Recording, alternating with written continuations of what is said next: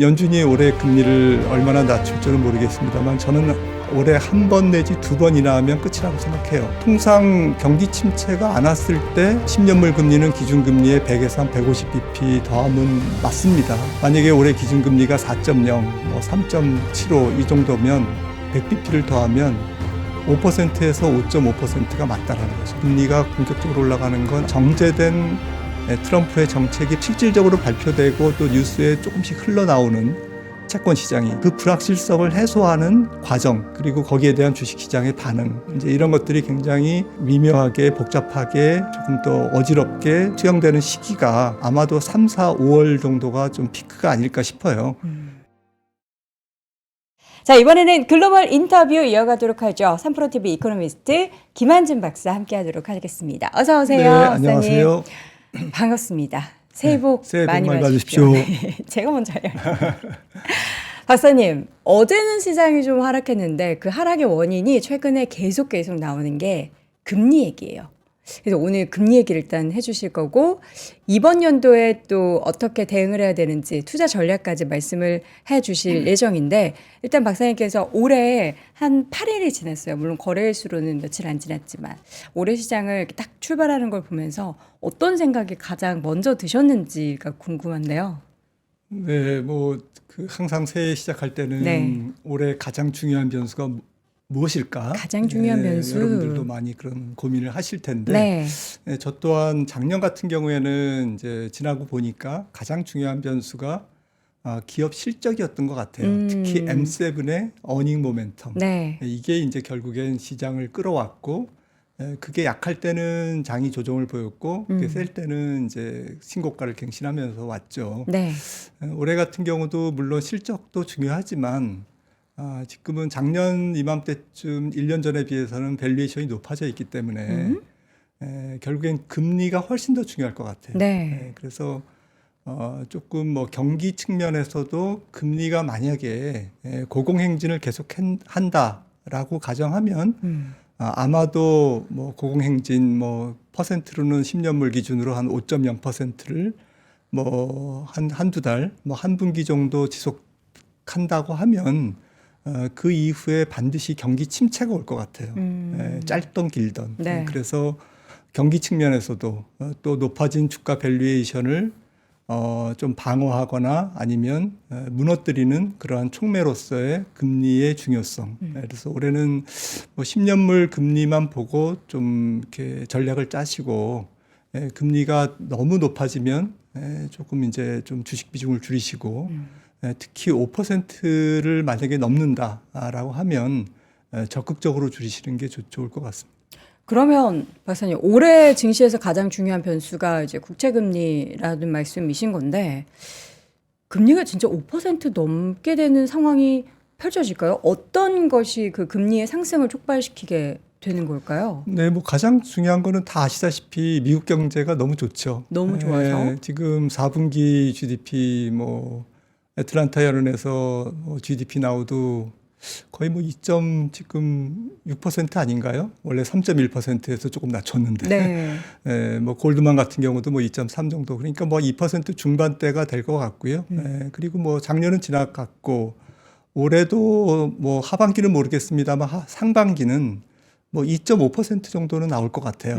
지금 나오는 경제 지표를 네네. 종합했을 때. 미국 경제가 너무 좋다. 그리고 그동안 수년간 특히 2024년도도 재정 지출이 너무 많이 늘어서 그게 이제 국채 발행 증가로 이어지고 있다라는 거고요. 그리고 트럼프의 이제 고압 경제, 지금 잘 아시는 인플레이션 촉진 정책이죠. 그리고 사실 좀 가장 중요한 것은 서비스업 물가가 이제 작년에 많이 잡혔습니다. 사실은 물가가 많이 잡혔죠. 그런데 아시다시피 근원 물가 같은 경우에는 근원 CPI는 아직도 3.3%예요. 물론 좀 낮아질 것 같습니다. 한 3%, 3.0%로 낮아질 거는 같은데 과거에 비하면 굉장히 높은 수준이거든요. 3.0%라는 것은. 가령 2020년부터 2019년 팬데믹 전 같은 경우에 경기가 굉장히 좋았을 때가 고점이 거의 한 3.3%였어요. 네.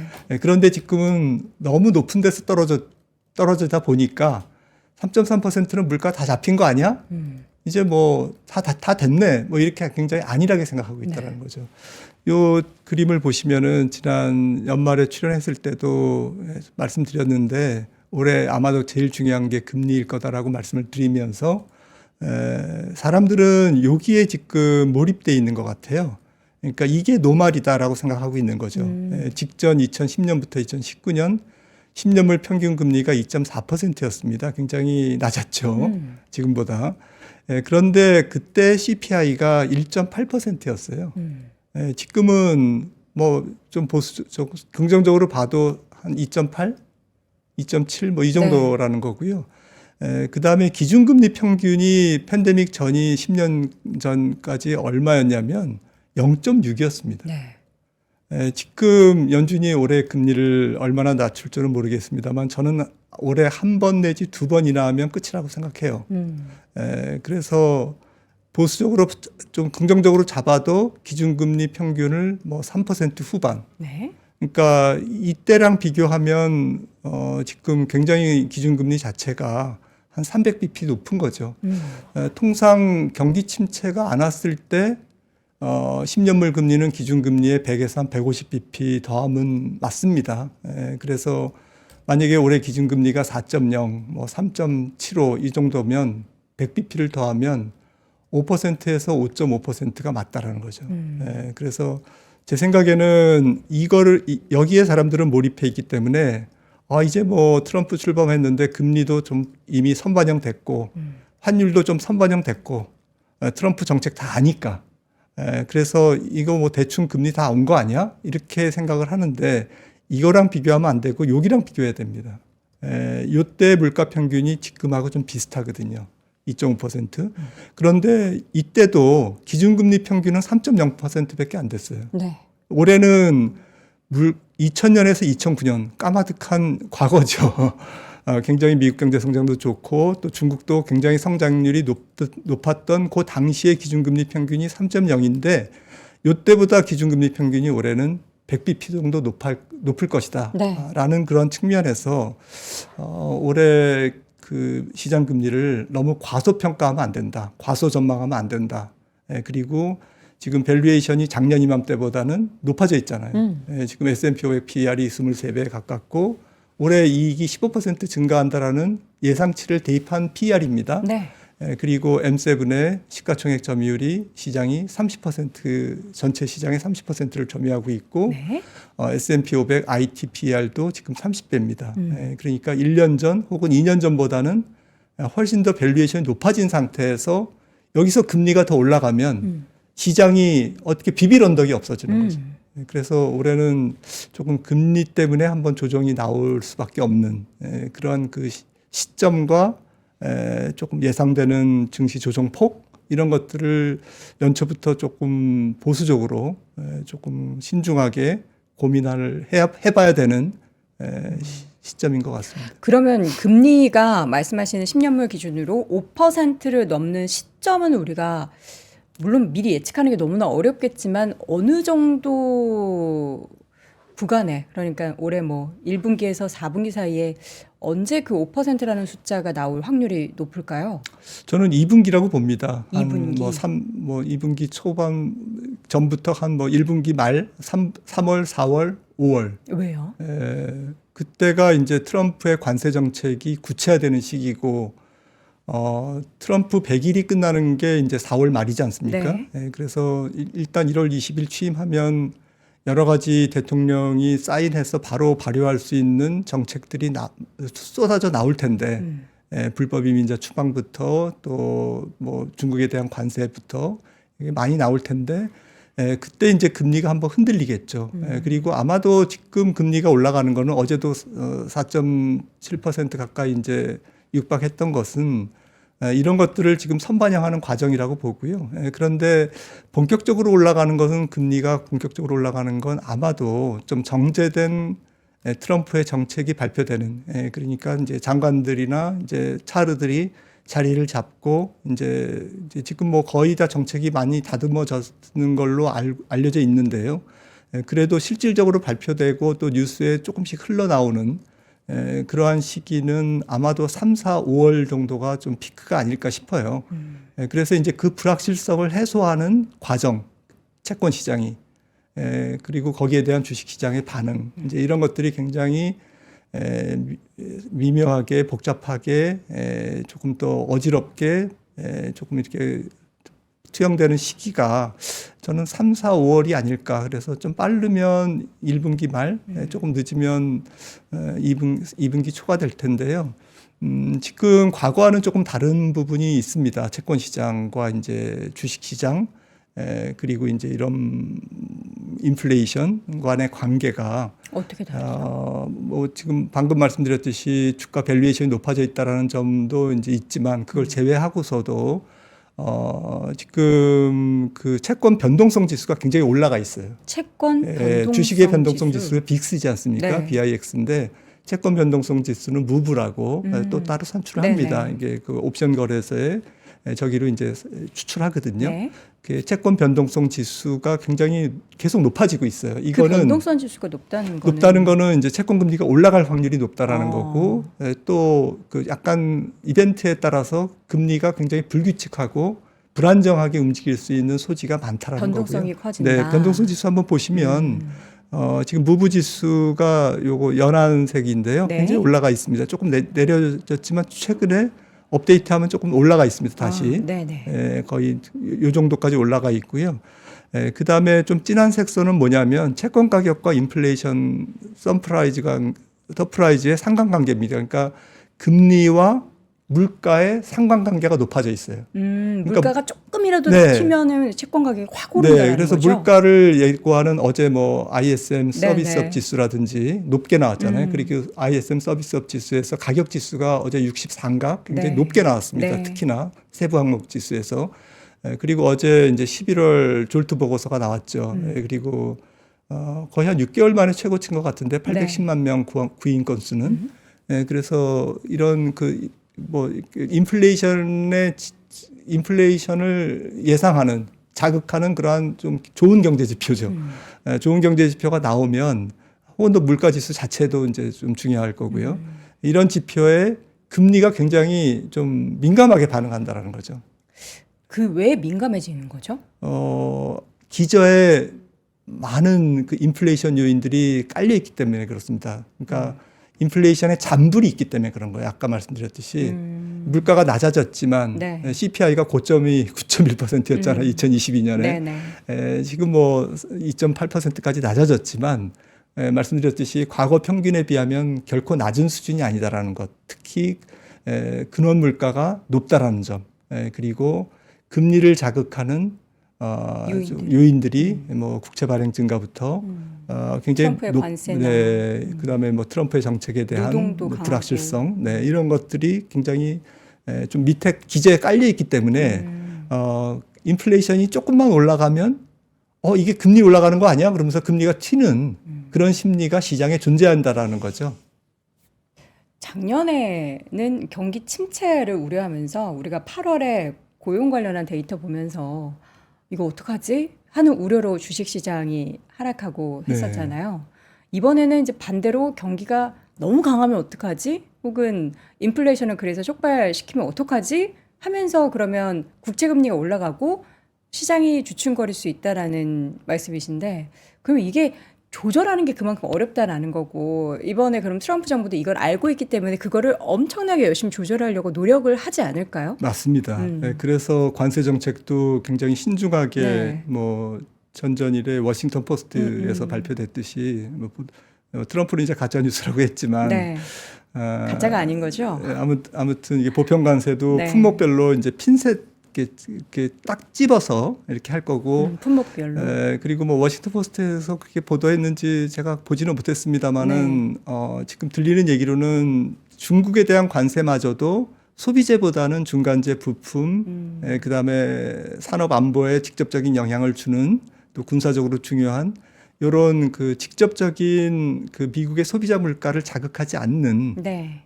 산업재, 중간재, 부품 이런 쪽에 좀 중점을 둘 거다라는 거죠. 그래서 이분들이 잘 알고 있습니다.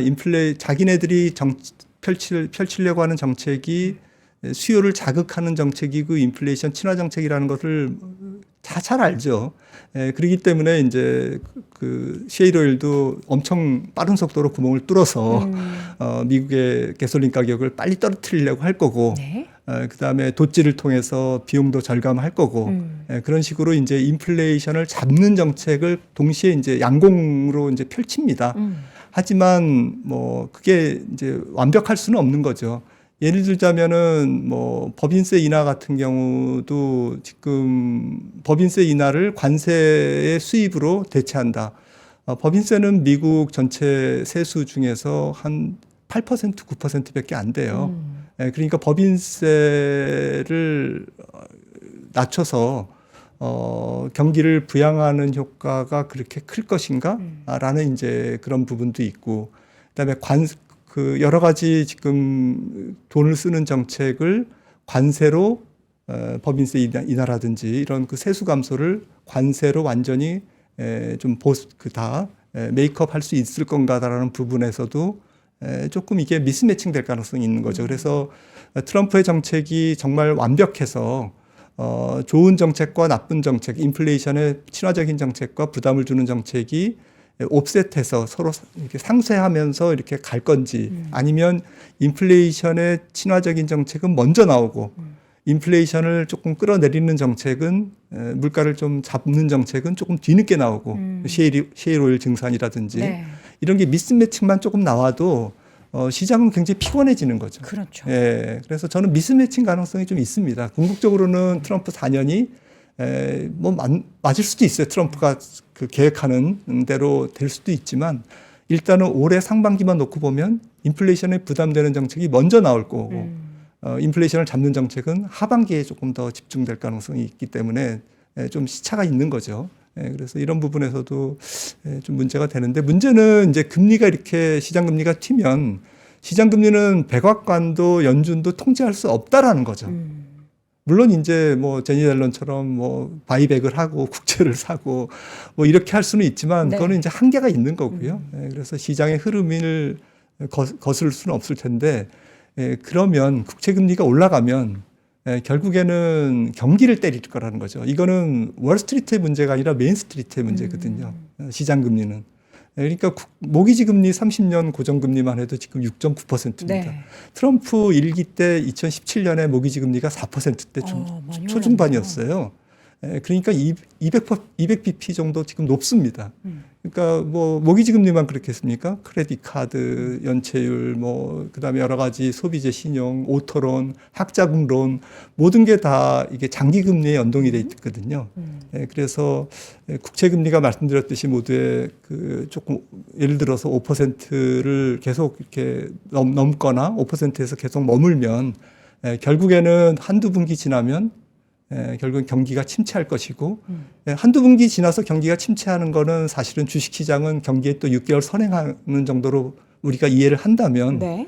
그게 금리가 올랐을 때 주가가 떨어지는 게 결국에는 한두 분기 이후에 이 상승한 금리로 인해서 경기가 침체되는 것을 선반영하는 것이죠.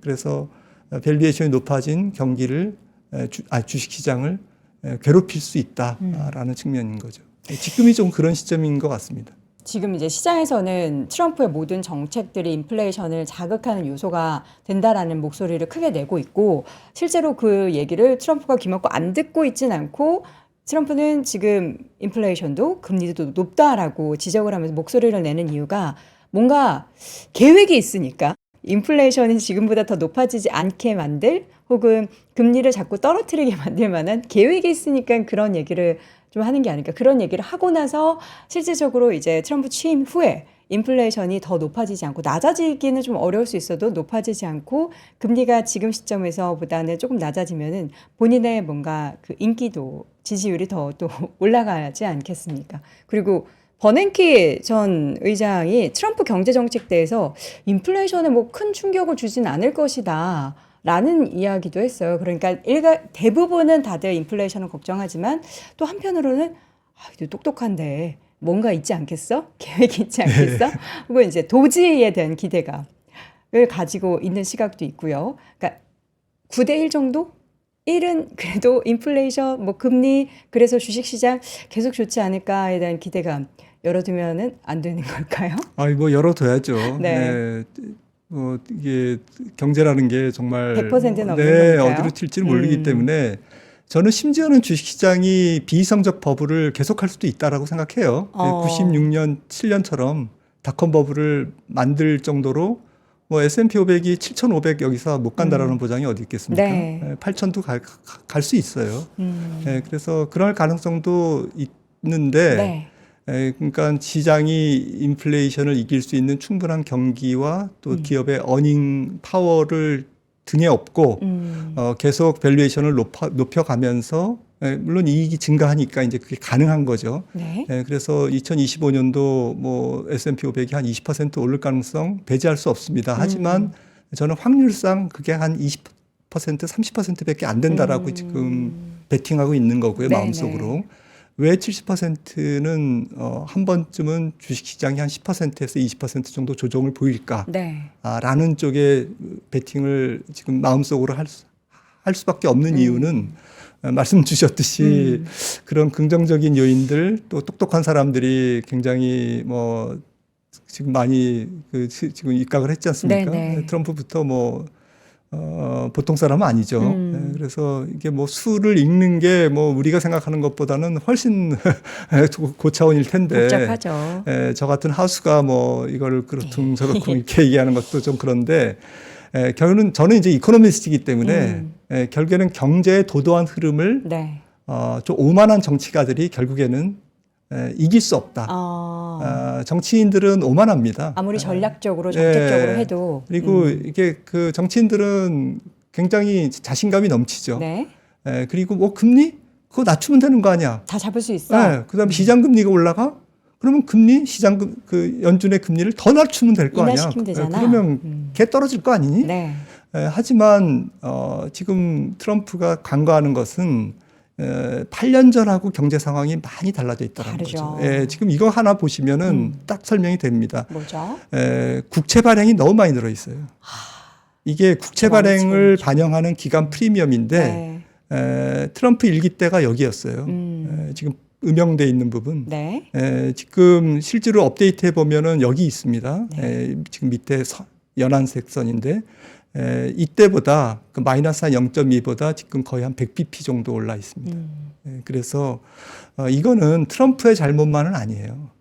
코로나가 결정적이었고요. 네. 코로나 이전에도 미국이 돈을 계속 풀고 재정을 계속 확대하고 국가 부채를 계속 늘려왔기 때문에 이게 켜켜이 누적돼 있는 상태에서 트럼프 2기가 시작된다라는 게 그게 문제인 거죠.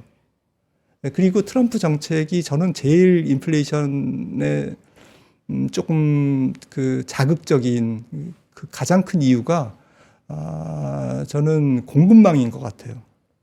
공급망. 중앙은행이 가장 대응하기 어려운 게 공급망 인플레이션입니다.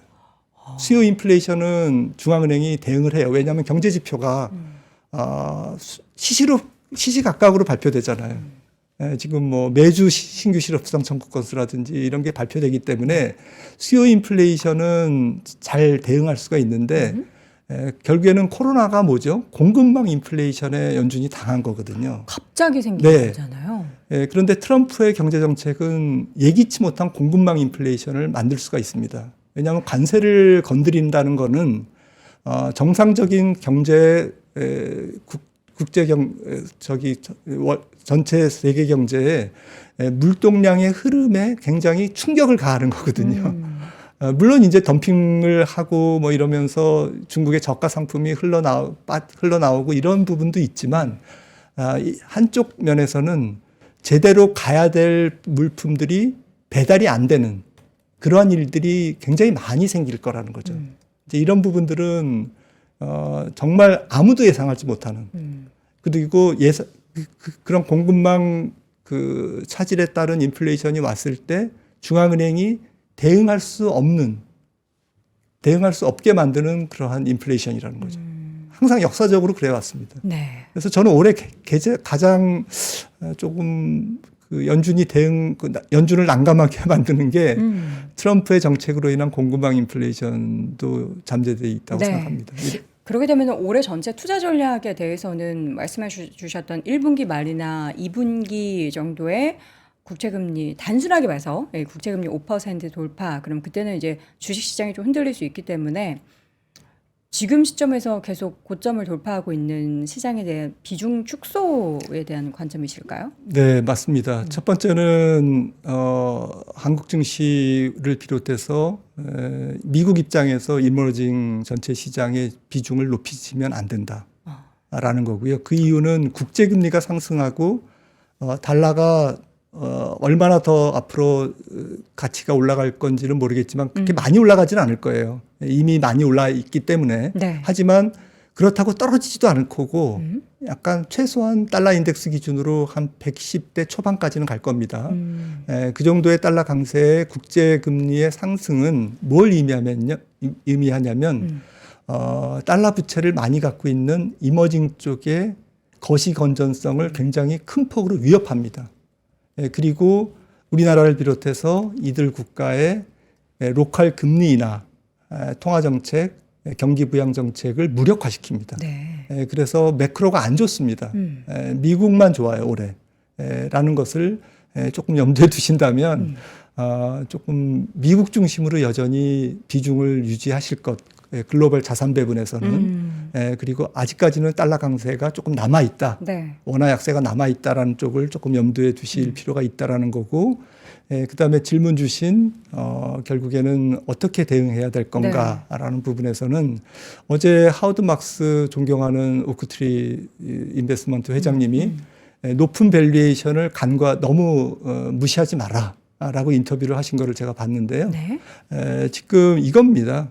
지금 소문난 잔치에는 먹을 것이 없다라는 우리 속담이 있는데 보통 주식시장에서 소문난 잔치는 이게 X축이 PR인데요. 네. 요때부터 소문난 잔치예요. 요때는 소문 안 난 잔치고요. 네. 투자자들은 소문 안 난 잔치에 사서 소문난 잔치에서는 팔아야 되거든요. 그런데 지금은 이제 소문난 잔치에 와 있습니다. 이게 지금 현재 PR입니다. S&P 500의 PR 한 22.5배인데, 그러니까 Y축은 연간 수익률인데 이게 이제 반비례하는 상황인 거죠. 그래서 여기서 한두 분기 주가가 더 갈 수는 있어요. 변곡점을 제가 어떻게 맞추겠습니까? 그걸 말씀드리는 게 아니고 전체적으로 올해 증시에서 우리가 어떤 전략을 취해야 될 건가. 저는 미국 증시가 10% 20% 조정 보이면 적극적으로 다시 미국 증시를 사자. M7을 사자라는 거고 그 전까지는 조금 기다리라. 짧게 해주자. 조금. 미국 얘기를 하면은 어쨌든 조정을 안 보일 수는 없죠. 무슨 이유로든 쉬어갈 수는 있는데 결국에는 그들의 경기나 뭐 기업의 실적, 펀더멘털을 봤을 때는 오히려 주가 하락은 매수의 기회다라는 그렇습니다. 긍정적인 희망적인 그런 결론을 얻을 수 있는 것 같습니다. 또 근데 그 시각이 한국 증시나 이머징 증시로 보면은 또 그렇지는 않아서 맞습니다. 그 부분은 좀 아쉽습니다. 자, 이렇게 해서 오늘 금리에 대한 이야기를 또 깊게 나눠봤고요. 관련한 시장의 올해 움직임은 또 금리의 변수가 굉장히 크기 때문에 잘 지켜보시면 좋겠습니다. 글로벌 인터뷰 시간 3프로TV 이코노미스트 김한진 박사 함께했습니다. 박사님 고맙습니다. 네, 감사합니다. 삶의 격을 높이는 9가지 지혜를 함께 나눕니다. 위즈덤 칼리지 시즌 2 영상 아래 링크를 클릭하시면 자세한 내용을 확인하실 수 있습니다.